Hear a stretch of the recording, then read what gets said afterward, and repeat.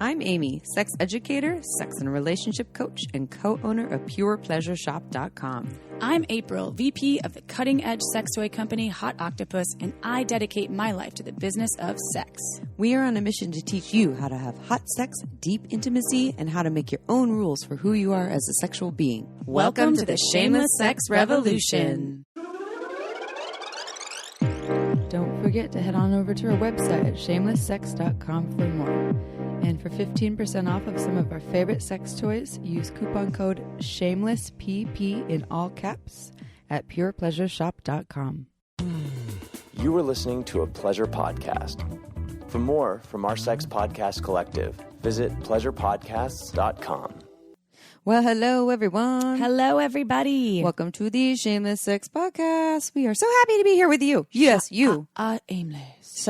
Is that their new? Shamey on Shameless. They call me Shamey. I was working on a new Shameless song. But, Oh, what is it? Do you know yet? well, it's going to be a surprise reveal.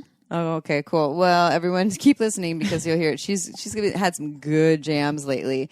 Little jingles. I know. I have been coming up with lots of jankles. Jangles. And if you're not following us on Instagram, please do, because I just posted a really nice story with something special to share, because we're recording this on Labor Day. It's going to come out the day after. Yes. However, the story might still be live. Yeah, go there now. Go check it out. Sometimes there's sexy photos of us on there too. Yeah. And we're going to do some more, because Oh. what else do we have going on right now? Well, I'm going to go walk my dog on the beach. Exactly. That's about And then we can take sexy pictures. Ooh, that's what our life is all about. Sexy photos.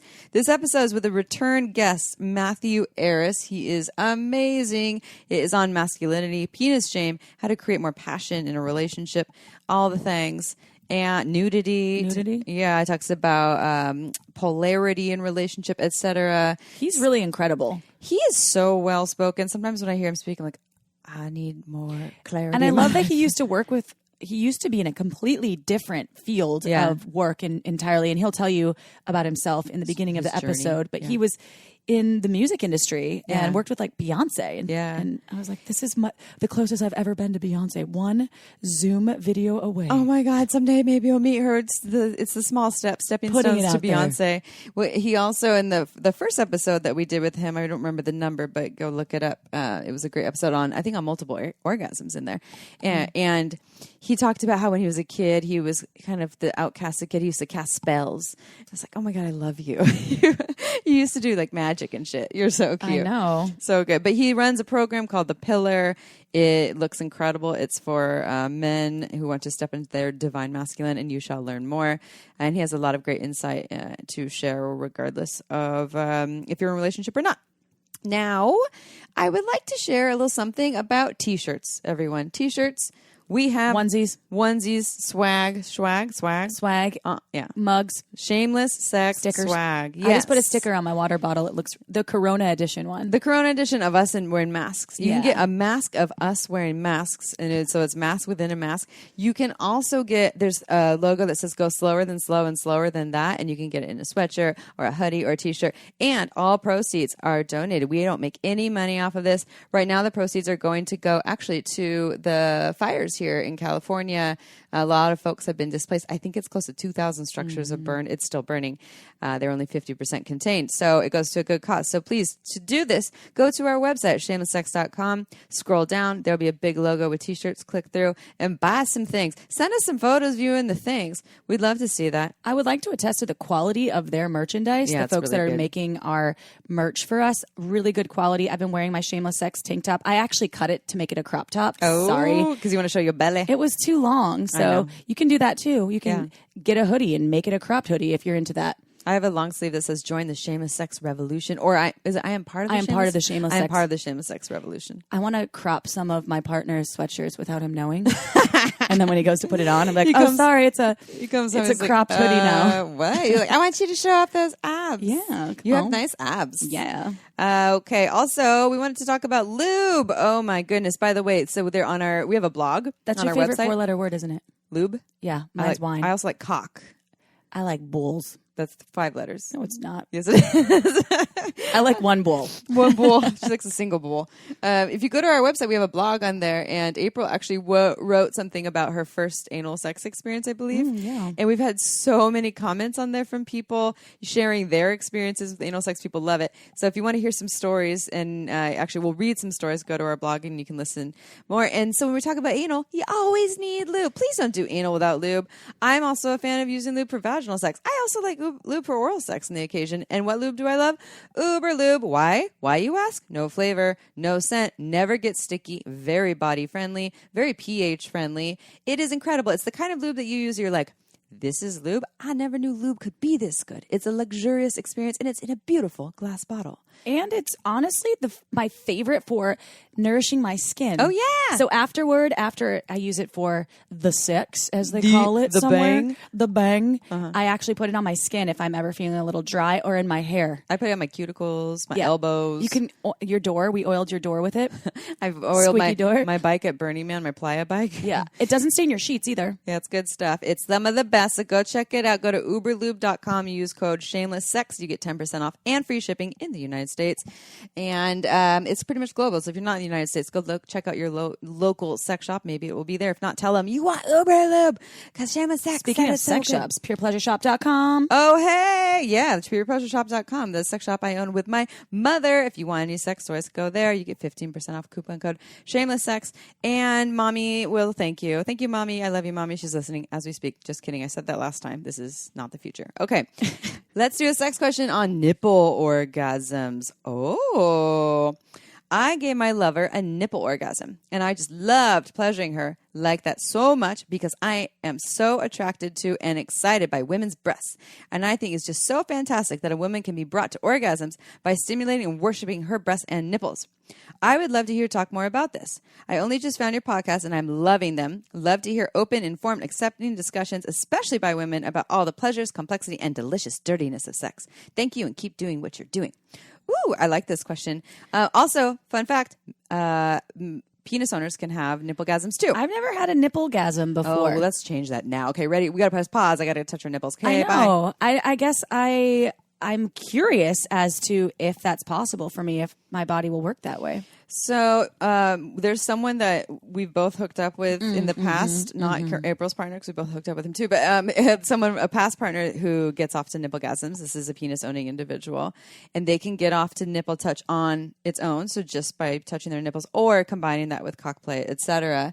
It's a highly sensitive area for this person. So when I don't know if this happened with you, but when I was hooking up with him years ago, he's like, touch my nipples, because it's such an erogenous zone for him.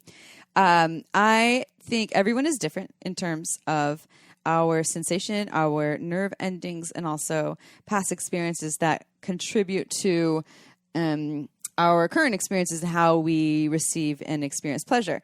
So here's a story about me with nipple orgasms.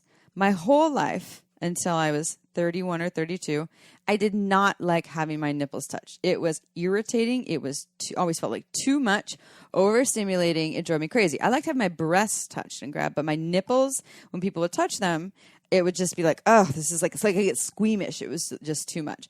And then when I was 31 or 32, in a somatica exercise, so the sex and relationship coaching program that I was in, so I'm in the training, we had to do an exercise where you were the receiver, and then you were telling the person that was the giver what you wanted them to do, and you had to keep switching it every minute. And like, I want you to do this now. I want you to do this. Just be really direct. Like, I want this now. I want this.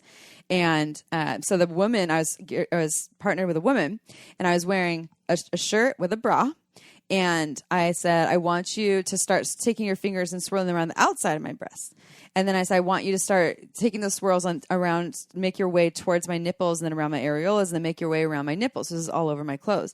And she was doing that, and I felt so much pleasure. I was like, holy shit, you just turned my nipples on. And then they were turned on for 6 months. I had 3 clits all of a sudden. Mm-hmm. And all my partner had to do while we were playing or whatever was also add nipple play. And I think my left breast liked it a little more. I'd like take their hand and put it on my left breast, maybe my right, I don't remember. And it would lead to even bigger, more profound orgasms. But then, oops, I hit my mic. Then I got pregnant. And you know what happens when you're pregnant? Your nipples turn to razors. And so all of a sudden, like putting a shirt on hurt. Oh. And so I did not like being touched then, and then on my nipples. And I lost them.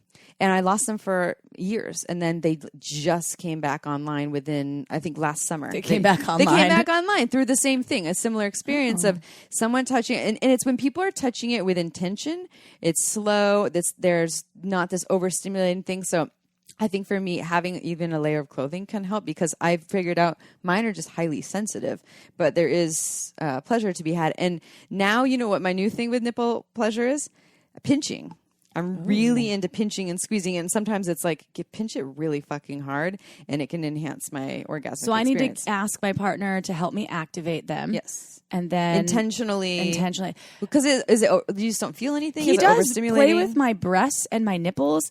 I haven't really been into the sensation very much. Sometimes he kind of, I feel like, goes a little hard, and then I'm like, oh wait, no, and then I like get turned off in my brain. I'm like, no, let's go on to other things. I would say do kind of like a conscious giving and receiving night, and where the intention isn't to like get you off and fuck you, right? And it's to like just create sensation and see what's available to discover, and ask him like, can I guide you for 10 minutes? I'll just tell you like the different touch I want you to do and see what happens, and then have him do that. And then also create a space where you can say slower, softer, stop, hold your finger there, etc., and just start to play around with it and see what's available. Because I think what happens for a lot of people is they're moving so quickly to try to do this foreplay. Mm-hmm. Let me rub out your nipples so that we can get to the next thing, as opposed to slowing it down and really focusing. Yeah, I think you're right. So yeah, I think nipple homework orgasms for are awesome. Me, homework for everyone out there that has never experienced a nipplegasm. Go try it out. And so for nipplegasms, some people can have orgasms from just nipple stimulation.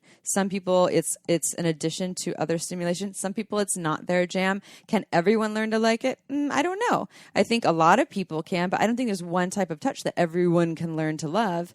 So it's to each their own. But the world is your oyster, so go and explore it. And thank you for this question. This person also asked, do we have full episodes on this? So if we can find a speaker who wants to do full episodes on nipplegasms, bring them our way, because maybe we should call the human that we both hooked up with before. Oh, not my current partner, who we also both hooked up with. Yeah, like, so tell us about nipplegasms. Yeah, what do you know? You're an expert. Yeah, of sorts. Teach us about this. This is your jam. Okay, thank you, listener, for writing your question. We've been getting a lot of sex questions. If we're not answering your sex questions just because we are backed up, we got a bunch of them. So just know that we still love you, and hopefully we will get to it, but we probably won't be able to get to all of them. Okay, before we go into the bio and the podcast, we want to talk about Dipsea. We've talked about Dipsea on our show many times. We're obsessed with this program. So you all know how important self-care is. We talk about erotic self-care all the time. It is the tool to connect with yourself and your body and your pleasure, but also just self-care in general, like especially right now during these times, we need it. And connection to our pleasure is so important. This is part of taking care of ourselves. This is why we love Dipsea. Dipsea is an app on your phone that gives you access to erotic short stories that can turn you on anywhere, anytime. It is designed by women for women, but anyone can listen, and it just gets you into your body and arousal whenever you want. April loves Dipsea. Tell us why you love it, girl. Well, many reasons. One of which is there was just a story I listened to. You know how much I love cowboys. So there was a cowboy erotic story. So hot. Go check it out. And they also have this awesome wellness part of their, it's like a wellness tab, and it gives you different ways, like texting what you mean, or solo masturbation. And it's almost like a game that you can do with yourself or with your partner. I love a game. Mm-hmm. Not a head game, but a game. Yeah, the right kind of game. So I really recommend Dipsea, and I wish that you, Shameless Sex listeners, get a chance to check it out too. So for you get a 30-day free trial when you go to dipseastories.com/shameless. That's 30 days totally free when you go to dipseastories.com/shameless. Again, dipseastories.com/shameless. Go check it out. It's free. It's free. Well, it's free for 30 days, but what do you have to lose? That's what I'm saying. Check out the cowboy story. If anybody out there likes a cowboy, check it out. And then when if you masturbate to it, be like, April was masturbating this too. Yes, I was. All right, give us a bio so we can get in there. All right. Matthew Ayriss is a sacred sexuality guide, shamanic somatic healer, transformational life coach, and conscious content creator. He facilitates immersive experiences, men's retreats, tantra and transformational festivals, men's circles, and group coaching programs across the world. To learn more, visit themasculinepillar.com. All right, let's dive on into the show.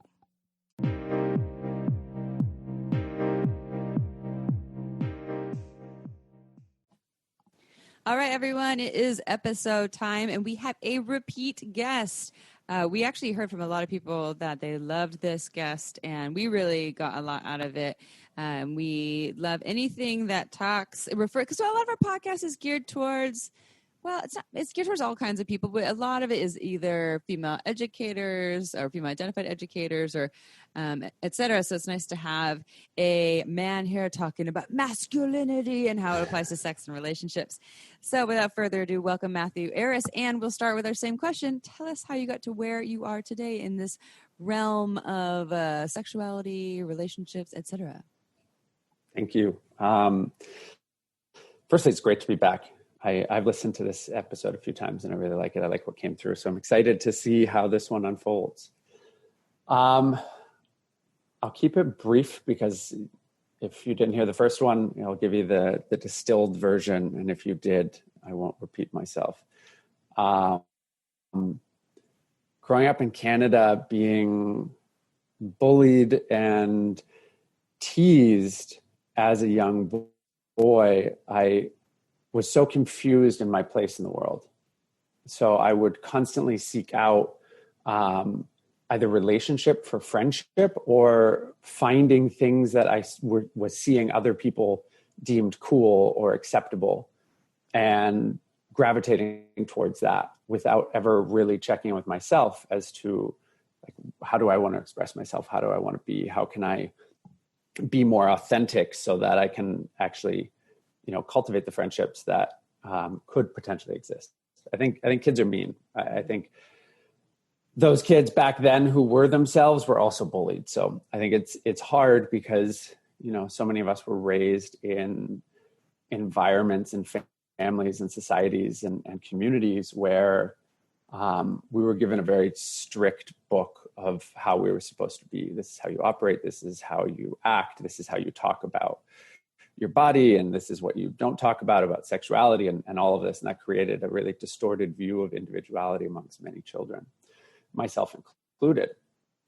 So I never really found how I fit in. And then I went to college and started finding like my niche of what I wanted to study and leaning in towards really looking at media and society and the damaging effects of advertising on society, how it specifically portrays and sexualizes young boys and girls. And I studied and taught this curriculum in high schools. And I had this idea that I was going to go back and teach and go into graduate study, and went down to Los Angeles with my girlfriend at the time, who would become my wife 5 years later, and got an internship at a production company and started a career. I started a very clear career path in advertising and music videos, and worked in that for a long time until I was producing for Jay-Z and Beyonce and Katy Perry, and just realized how disconnected I was from myself, from actually that original desire of giving back, of being more purpose-driven. And ultimately ended up leaving that marriage and an affair and came into a really powerful spiritual awakening about a month later. And that just catalyzed this growth into who am I? Who do I want to be? How do I want to show up in the world? And the more I began working on myself and sharing that with men in my life and my friends and my community, the more I saw my ability to navigate my own wounds and my own past and show up for brothers in the community by just doing nothing more than sharing what I've witnessed has worked and what has worked for me.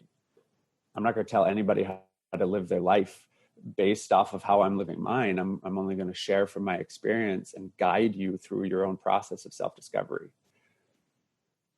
And over, the next few years, I really started honing that. I traveled the world with two friends and created a YouTube show called The Art of Choosing Love. And when we dissolved that container, I really leaned into supporting men in masculinity, in purpose, and understanding, and sexuality. And it's been such a beautiful, beautiful journey along the way. And now getting to hold space for brothers in person and digitally and witness their individual growth and their transformation and seeing them come into more alignment within their own lives is the greatest gift I ever could have asked for, to literally witness people coming into a deeper understanding of self and through that cultivating and manifesting more of their desires in real time. So that's kind of my journey in the distilled version. And yeah, I'm really grateful for all of it, all of the mishaps, all of the mistakes, all of the pain, and all of the beauty and pleasure and joy that has unfolded as a result of all of it. You know, I've come into a deep appreciation of recognizing the gift of this sacred human life. And by recognizing the gift that it is, we get to see the gift in all things. And that's been the most beautiful, beautiful part of this journey over the past few years of really diving into myself. And you've talked about, Matthew, you've talked about how men can show up in this provider and protector role, especially right now. We talked a little bit before we started recording about what's going on in the world, but provider and protector roles, we just want, if you can share some more about that, that would be really amazing. Yeah. When we look at the kind of quintessential archetypes of masculine energy, not necessarily like men or women, but just masculine as an energy, the masculine innately provides and protects. It is the structure, it is the foundation, it is the container, if you will, that allows for the flow of the feminine. When looking at this from gender orientation of men and women, typically men run more masculine, women run more feminine. And right now on the planet, there's so much distortion, there's so much fear, there's so much confusion, there's so much chaos that men are having a really hard time regulating their nervous system and understanding what's happening and how they can show up. They're being confronted with all of their wounds and their pains and their triggers and their traumas and their shadow and all of it. And in that, it's creating this really irregular energetic on their nervous system where they're vacillating between survival and fear and confusion and distortion. And when we're able to regulate our nervous system through meditation, through reflection, through journaling, through exercise, through any number of practical, tools, we can really lean into those traditional archetypes and show up for the planet right now. I believe we're being asked to show up greater than ever before. For our communities, for our loved ones, for our partners, for our family, for our mother, for the planet. And, if we're not protecting her, protecting our community, protecting our feminine, protecting the feminine energy of the planet, if we're not providing for her, then what are we doing right now? There's no question that she needs our help. There's no question that the feminine is raging and that the planet is raging. So, many men have resistance to the provider right now because as we saw, and this was a big part of where my work evolved, as we saw with the rise of the feminine, a lot of women began to run more masculine energy. They're creating their business, they're creating their enterprise, they're penetrating the planet, they're going out and they're getting it and they're strong and we can do it and we don't need a man. That's great. There's nothing wrong with that. But in that, many women lost touch with their feminine essence, their flow, their sensuality, their beauty. And that created a lot of very feminine men who were in touch with their emotions, who were soft, who were gentle. But in relationship, the polarity had shifted. So although it's beautiful to be in touch with your feminine, it's deeply, deeply important to integrating into a conscious man right now on the planet. It's equally as important to fully understand your masculine and the traditional energetics that evolve within that. And if we remove scarcity of like, oh, well, I can't afford to fully provide. We're talking about traditional financial providership. If we remove that, if we say, well, if money were no option, if I had $1 million right now, or 10 million or 100 million, whatever it is for you, would I actually hesitate to show up as that provider? Or am I hesitating because I feel like I can't actually hold all of that? Why wouldn't you want to be able to provide that which you're providing so that the feminine can be more of her authentic essence? And from that inspire you and vice versa. And you create this musing of the two. You know, and with protection, I believe it's so important for men and for the masculine to fully understand how to protect the emotional experience of the feminine, the physical experience of the feminine, how to show up in like a strong integrated role so that you can provide that safety. The innate desire of the feminine is like safety. The two balance one another.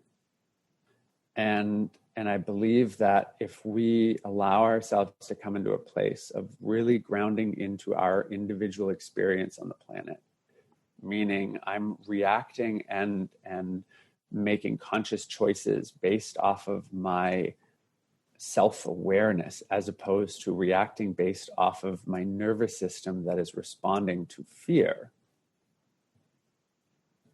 then we can make the best decisions for ourselves on the planet right now. Because we're able to consciously listen to our intuition, to our guides, to the planet, to all of the other energetics that are present if we just turn down the noise in our head.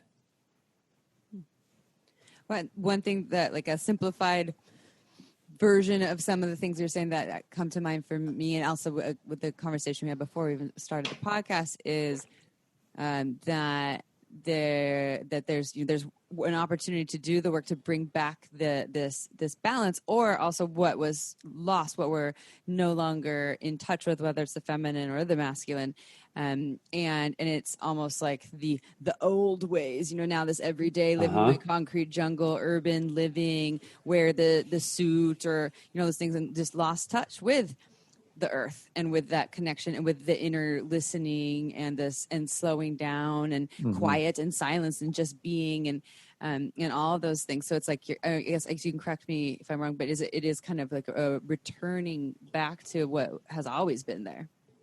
Yeah, I believe that we're in a constant cycle of remembering and forgetting only so we can remember again. Like, that's helpful. we make a mistake. We don't hear our guidance. We do something and we're like, oh, shit. Like, now I remember the mission. I remember the purpose. I remember the flow. I remember that guidance. I remember that. Okay, great. I remember now. And then something else like shifts in our awareness and something happens and we forget and then we remember. And it's the same with self-discovery. We're constantly remembering ourselves, who we are. And a big part of my journey over quarantine, really, is like 2020 has been, if I'm going to understand the masculine within myself, and I want to understand the masculine on the planet, then I get to go back to the earliest imprinting of masculine that walked the earth that I'm aware of, which is early man, our cave dwellers, our tribesmen, the individuals who lived off of the land, who connected with the land in a sacred way, who listened to the spirit of the land. And I've been, I didn't think we were going to go here, but I've been mostly vegan most of my life, or not most of my life, sorry, most of the past 2 years, based off of my recognition of how animal-based products were affecting my nervous system specifically, and noticing the fear-based response and the confusion of my emotions after I would consume animal-based products, meat or dairy. But when I came to Texas, my body began to really crave meat. And I hadn't eaten meat in a long time, but I listened to the guidance of my body. I don't eat off of anything other than how my body is responding to that. So in order to actually eat meat, I wanted to know specifically how it was killed. I wanted to know that it was taken in a sacred way. And I decided to learn, like, to go out on a hunt. I've never gone hunting before. And I went on a hunt, and I connected with the spirit of the animal the night before, and went into a vision and went into a meditation, and really connected to the contract that we were entering in.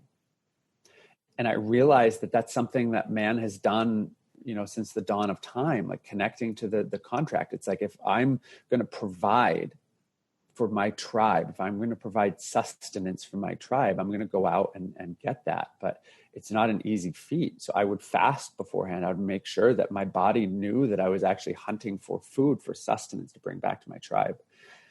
And this past weekend, I guided an in-person retreat with a couple of men, and did that, connected with our early lineage of walking out onto the land and finding camp and setting up camp and going into ritual and ceremony, and connecting to the earliest imprinting that we can activate in our DNA, because we are like just clones upon clones upon clones upon clones of early man.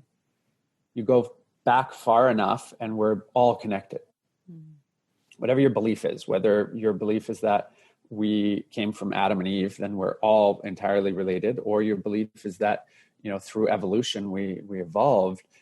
We're only at, a small number that actually developed into Homo sapiens that then began to procreate. So we are that lineage of family.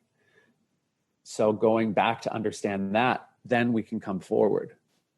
By coming forward, we begin to see the distortion. We begin to see where the shifts disconnected us from nature, disconnected us from our food, where people can now very consciously know how dangerous, processed food and fast food is for our systems, but still consume it. You go back and, like, why are we not connecting to our lineage in that sacred way? I'm not advocating for hunting whatsoever, but if you're going to eat meat, if you want to understand it, like, understand what it's like to take it and to connect with it. And I believe that's a big part of the masculine, is that lineage of truly providing in the earliest sense of the word. And use the whole animal. Please use the whole animal. Bones for bone broth. Yes. This is one reason why I've actually never caught a fish. I'm like, I really because you have to club it. That's not why I haven't caught a fish. That's why I feel like I should catch a fish. I'm gonna start with a fish and not like a chicken. It's scary clubbing the fish, though. I know, but I feel like as someone who eats the animals, and I've done things like taking a year off of and only getting like what I call happy animals. Like, they weren't like, hey, eat me, but they lived in a pasture and had a decent life. And I think it still is a responsible thing for me to experience as someone who eats them. Like, I got to see what it's like. I can just go buy it in the store, and that hasn't always been the case. And shout out to good old Chris Ryan here. Dr. Chris Ryan, who wrote Sex at Dawn, also recently wrote Civilized to Death. And he talks a lot about these things in the agriculture movement and how much that shifted people's connection to the earth and tribal environments. So let's talk about men being in service without becoming a servant or a doormat. What does this look like?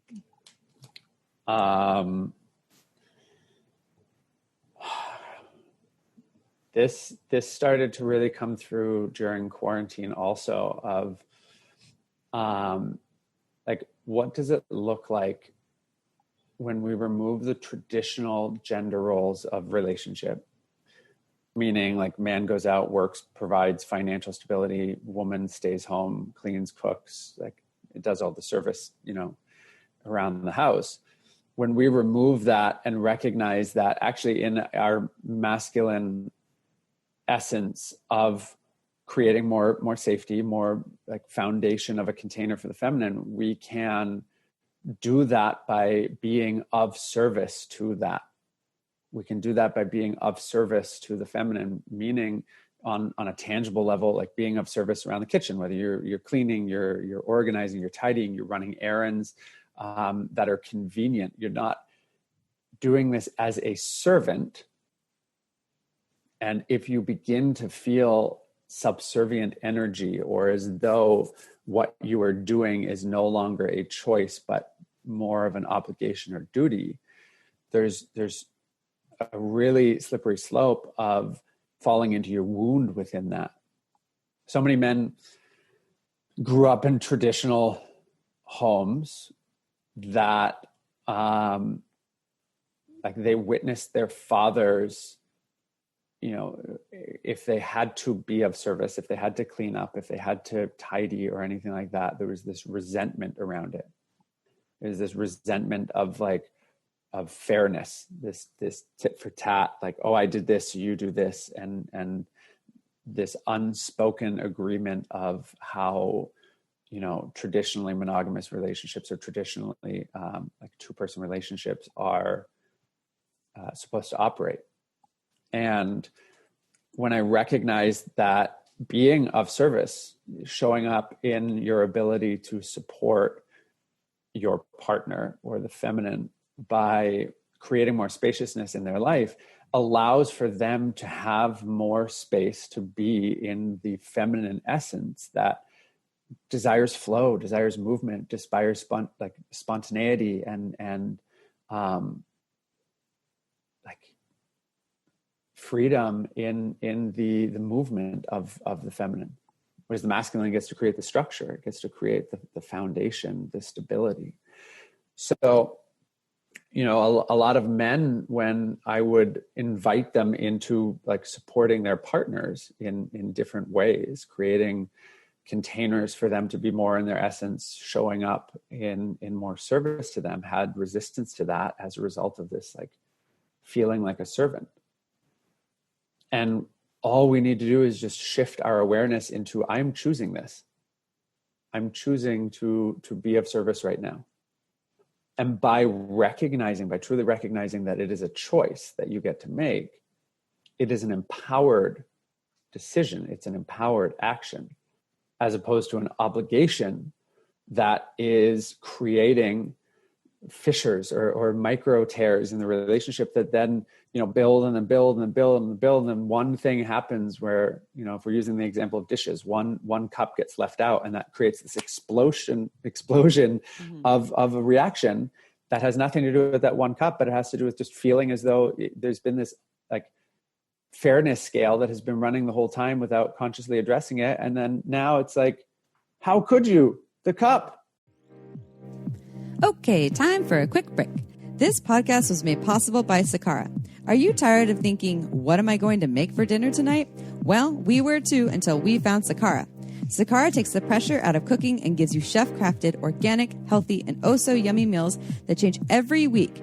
And each one is packed with powerful plant-based ingredients that nourish your body and boost your energy. I had the goji rose donut for breakfast this morning and the pasta bolognese last night. And let me tell you, I had a foodgasm with every bite. I couldn't believe these super tasty dishes were actually good for me. And I didn't have to chop or bake a thing. Sakara even has this metabolism super powder that is the perfect remedy for bloating, weight gain, and fatigue. It gets me feeling sexy and ready for action. You can love what you're putting into your body too, because Sakara is offering our listeners 20% off their first order when they go to sakara.com/shameless or enter code shameless at checkout. That's Sakara, SAKARA.com/shameless to get 20% off your first order. Sakara.com/shameless. This podcast was also made possible by OMGYes.com. OMGYes is a research-based online program that teaches you all about how to pleasure the pussy. OMGYes studied thousands of vulva owners to find out how they orgasm and then made beautiful animated modules and super honest short videos to give you ways to reach even more pleasure.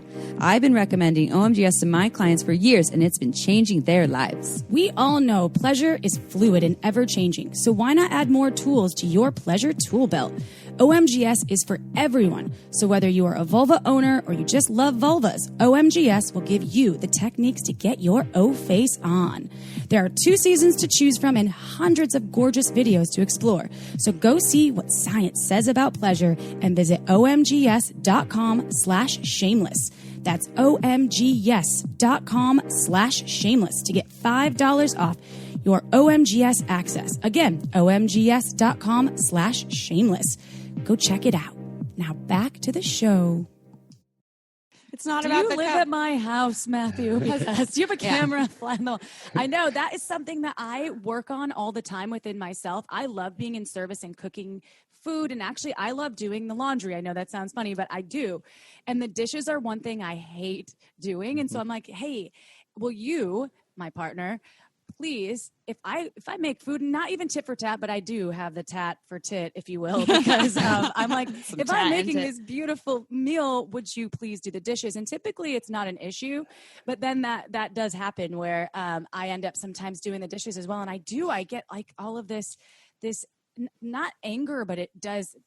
I feel like I'm sacrificing, and I'm like, no, I wanted to do that. I chose to make this beautiful meal, and I enjoyed that. And if I have to clean up, okay. And at the same time, I would love if my partner would just kind of tap into that act of servitude as well, even though he's just as exhausted from his long day. It's like we can do this together and have a balance. So I love that. I'm definitely going to have him listen to this whole episode, especially this part. We're talking about you. We love you. Yeah, we love you. So to bring it back, not about me, you just really struck a chord with me. So thank you for that. Do we need to I do got some activated, like a good activation, because it's also about me and what I present. So, but regardless, the next the next piece of this servitude part that we were just speaking on is how can this space, this not being a servant, but being in service, how can this increase passion in the union? Firstly, thanks for sharing your experience with that. And one invitation I will present is just sharing with your beloved, like, hey, I would love to cook for you tonight. I would love to cook a really nice dinner, and it would be really meaningful to me if, you could help clean up afterwards. Does that sound good to you? And then you're speaking from your heart. You're letting him know that it would, support you, and you're letting him know the deep desire to nourish him from that place of love. And then it can be received as, oh yeah, of course, because then you're asking, but you're also giving him the opportunity to choose it. If it doesn't feel like a choice, a lot of men will be in resistance to it. That's your core mother wound. Mm-hmm. Amy tells me I need to work on that too. She's like, hey, Chip, that's probably in your delivery right there. I'm like, yeah, you're right. Yeah, the mother wound. We were just talking about the father wound and the mother wound. Oh, well, we all have a little bit. But some of them are a little bit bigger. Well, thank you. I'm going to use that. I'm going to tap into Matthew Ayriss and use that even this evening. Okay. I'll let you know how it goes. Please do. How can it create more passion? If let's look at traditional, like, heterosexual gender roles for a moment, and this can be shifted based off of your preference or your relationship, but just for clarity, I'm going to speak to that. So if a man is showing up in more service to his partner, to his beloved, and as a result of that, she is having, more spaciousness. She gets more spaciousness to be in her flow, to be in her femininity, to be in her essence, to be in her self-pleasure practice. If you showing up to do the dishes and cook, to support by returning that package or going out on that, grocery shop by yourself, even though you'd prefer if you both went, whatever it is, if you do that, and that creates more space for her to be in her flow, her creativity, her pleasure, her like essence, then that's only going to allow for her to soften more deeply into her feminine, which is going to create this passion, this desire within your masculine that gets to now show up. Okay, yeah, that was an empowered choice. I recognize that I chose that, and I'm still showing up as the provider and protector, and I'm still on my mission. So she gets to soften more, and you get to come into the union with the passion that is created because the man isn't feeling like a servant and feeling taken from. So he feels more empowered in his energy and his embodiment. The woman gets to be supported and nourished, and gets to be more in her essence. So the choice and the empowerment and the essence and the spaciousness allow for each to anchor more deeply into the polarity of the masculine and feminine, which then you add into that physical and energetic attraction and chemistry. It sparks passion. Mm-hmm. But the minute you bring resentment into it, the minute you bring subservient energy, and that goes both ways. If she begins to take it for granted, if she begins to get lazy or consciously like ask more of you that you're not aligned with and you take it on, that's going to create these little like micro triggers that erupt into the triggers that that create more distance, create more disharmony. Mm-hmm. As you say that, again, what comes up it's this dance that you're speaking to here, and you're talking about folks really doing the work to show up as their best selves, and part of that is this freedom, this spaciousness, etc., and the support, and that in turn, sexuality is connected to everything. Everything's connected. It's this holistic experience of everything working together, and so. It in turn benefits from these individual and collective pieces that when they come together. And I just think of just the way so many people are taught in relationship to not ask for what they want, to just keep doing the thing, brush it under the rug. Then you build up all these cracks in your foundation of your relationship. And then it's 10 years later and you're like, how the fuck did we get here? How do we even unpack this? Is it even unpackable? At this point, and sometimes it might be, and sometimes it might not, but that's so common. Hence why a lot of the clients I work with in their relationship stuff, and a lot of that is this lack of education, but also like I'm really not a huge fan of traditional relationship models or the model, because there's not a lot of them. The model is you do this one way, and especially we're talking about like heteronormative lifestyles too. The man does this, and and the woman does this, and we're getting outside of that too. But I think you're taking it beyond that. It's not just it's not just think a different way and question everything. It's like that. This is available to us, and this is actually in our DNA. It's old, and it's the way we're just so far removed from it. Okay, switching roles a little bit here, or I guess topics here as. Let's talk about nudity. And we're not going to talk about nudist colonies and things, everyone. Oh, we could, but let's talk about nudity, because I think this also goes in with a lot of the messages that we've been taught, and specifically, I think men. It's society. It's a lot more, I'm going to do my air quotes, normal or accepted, the female body and the nudity, and that's, more curvy, and it's in more mainstream media and things like that, whereas you don't see a lot of like wangs hanging out in mainstream media. And I don't think it's the only reason why, but a lot of men are just shy about that and uncomfortable in their own naked body, in their skin. What are your thoughts on that, and how can we take the shame out of nudity? Yeah, I mean, this is something I've talked about a bunch online. I believe that nudity does not equate to sexuality. That our human form, and going back to kind of the through line of the whole episode, going back to our early roots, our early connection, there was like no shame around the human form, around the bodies. There's still plenty of tribes on the planet that are naked all the time, that there's no stigma around that. There's no comparison of, like my cock doesn't look like his cock, so that makes me less than.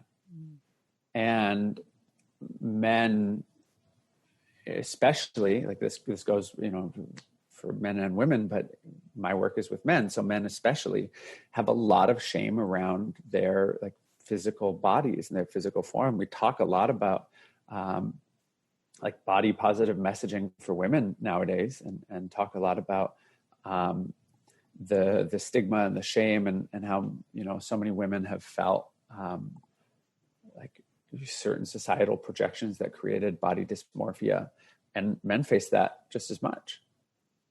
I growing up all through high school, like one of the reasons I felt so disconnected and was bullied was because I went through puberty. And going through puberty, I wasn't, even though I was the high school athlete, I didn't have the high school athlete body, and I wasn't big, but I created this distorted view of what my body looked like, and all of the stories and all of the shame. And that went with nudity as well. Like, you don't change in the locker room. And if you catch another guy's eye while you're changing, it automatically labels you as gay. And firstly, fuck this belief that there's anything wrong with your sexual orientation. Like, can we please just remove that? But the bullying of that in high school, and I believe that there's a lot of power in men accepting their bodies in their nude form.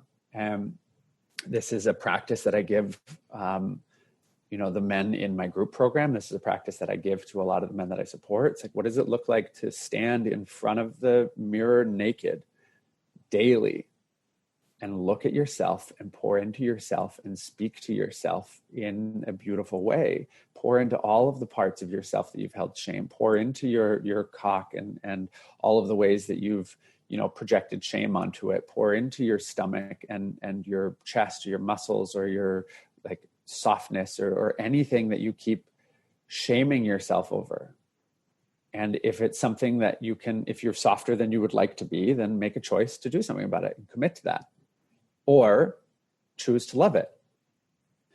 And, being in sacred space with men and being like nude around a fire or in a ritual, not sexually, not like anything other than just like we're sitting in sacred prayer and ritual, is so empowering, because that's how like early man sat. We sat around the fire. We didn't have clothing. We were just in our purest form, and there was nothing wrong with that.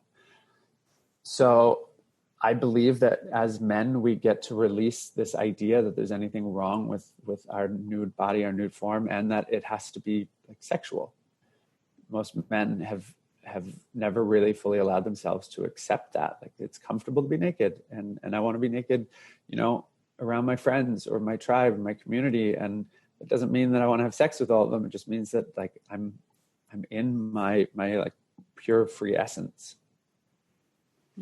If it was that I wanted to have sex with all the people I was naked around, there'd be a lot of humans. That reminds me that when you go to spas in Germany and Austria, you're naked. It's co-ed, and you're naked. You do not wear anything, and it's not sexualized at all, right? You're sitting with people of all ages. It brought that up for me, because at first, being an American, I went to the spa in Germany. I was like, oh, wait, I'm going to be co-ed with a bunch of naked men. And then I was like, well, what's the problem? It's not like we all are born naked, and it's not like I've never seen a naked human before.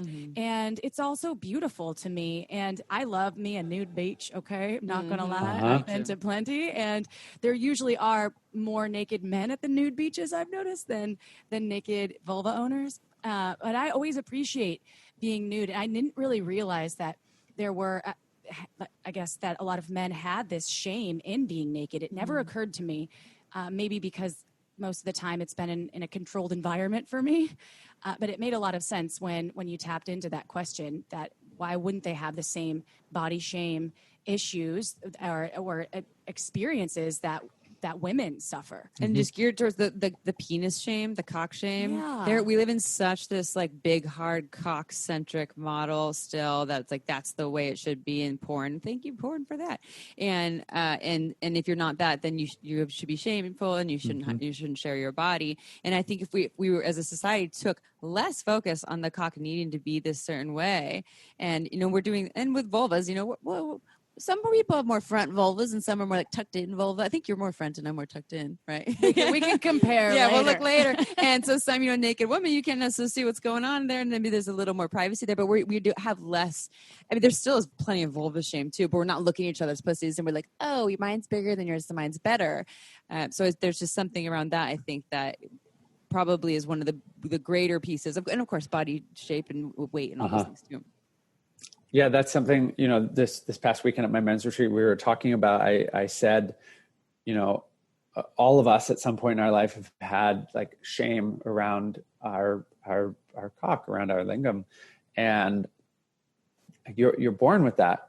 Like it's arguably one of the only things on your body that you can't actually like transform. Like you put on more muscle, you can like increase your jaw density and structure. Like you can alter the other aspects of your body, but this is the one that you really can't without, some weird Chinese technology that probably isn't very safe. Mm-hmm. And why wouldn't you love that? Like, there's the whole conversation around circumcision and the wounding around that. And I do believe that is a practice that gets to like stop quickly, like this genital mutilation for men that is so acceptable.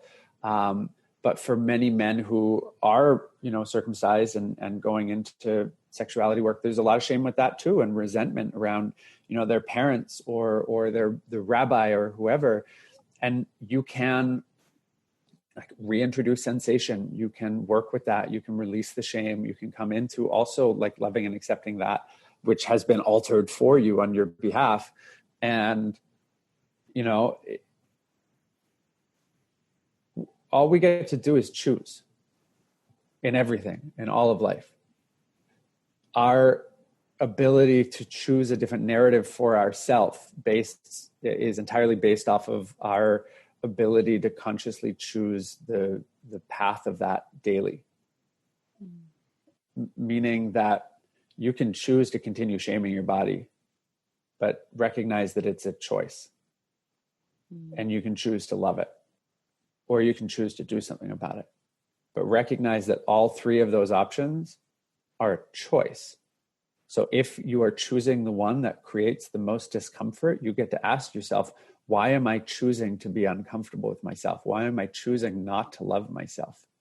That's the work of personal development. Then go back. Great. Okay. Thank you. I'm aware that I'm consciously choosing now, because I'm aware of it, consciously choosing to not love myself. What part of me feels unworthy of love?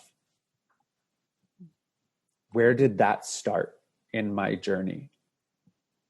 And start there and look at that and love that boy, that girl, that inner child, that 3, 4, 5, 6-year-old, however old you were when that belief started to really imprint. Go back and sit with him, sit with her, and talk to them.